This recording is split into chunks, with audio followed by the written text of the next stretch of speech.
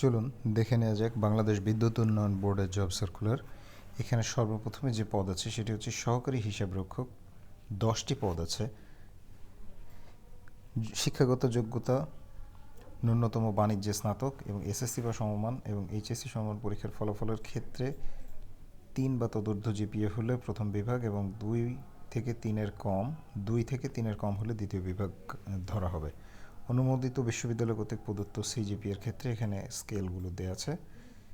এরপরে কোনো পরীক্ষাতে দ্বিতীয় বিভাগ শ্রেণী সমমানের জিপিএ সিজিপিএ নিম্নে গ্রহণযোগ্য না। মাইক্রোসফট অফিস এর উপর অবশ্যই প্রশিক্ষণ থাকতে হবে এবং এখানে যে সকল জেলার প্রার্থীগণ আবেদন করতে পারবেন না সেটি দেওয়া আছে। এরপর যে পদ আছে উচ্চমান হিসাব সহকারী, 23টি পদ আছে, এক্ষেত্রেও যোগ্যতা সেম। এরপরে আছে নিম্নমান হিসাব সহকারী, এখানে 300টি পদ আছে, অনেকগুলো পদ। যোগ্যতা উচ্চ মাধ্যমিক বাণিজ্য, এসএসসি সমমান এবং এইচএসসি বা সমমান পরীক্ষার ফলাফলের ক্ষেত্রে এখানেও কীভাবে জিপিএ কাউন্ট করা হবে, কোন বিভাগ সেটি দেওয়া আছে। কোনো পরীক্ষাতেই তৃতীয় বিভাগ গ্রহণযোগ্য না। মাইক্রোসফট অফিসের উপর অবশ্যই প্রশিক্ষণ থাকতে হবে। এখানে সকল জেলার প্রার্থীগণ আবেদন করতে পারবেন। সকল জেলার এতিম এবং শারীরিক প্রতিবন্ধীগণ আবেদন করতে পারবেন এবং এখানে কিছুই বলা নেই যে সকল জেলার প্রার্থীরা আবেদন করতে পারবেন না, অর্থাৎ এখানে সবাই আবেদন করতে পারবে।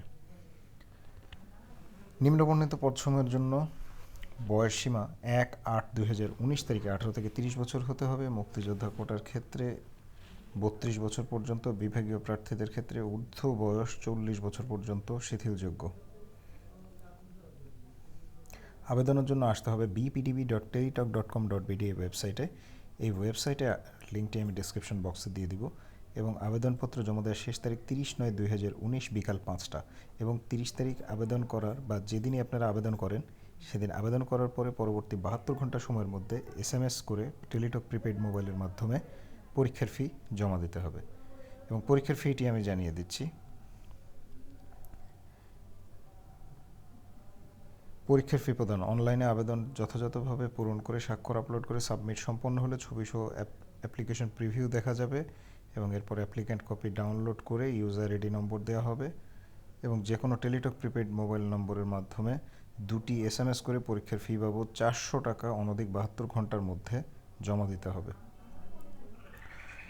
এখানে আমি বলে দিচ্ছি, এই ওয়েবসাইটে আসার পর অ্যাপ্লিকেশন ফর্মে ক্লিক করার পর যে পদে আবেদন করতে চান সে পদে টিক চিহ্ন দিয়ে পরবর্তী ধাপে গেলেই আপনাদের সামনে যে আবেদন ফর্মটি সেটি ওপেন হয়ে যাবে এবং সেটি যথাযথভাবে পূরণ করে আপনারা পরবর্তী ধাপে গিয়ে ছবি এবং স্বাক্ষর আপলোড করে ফর্মটি সাবমিট করতে পারবেন।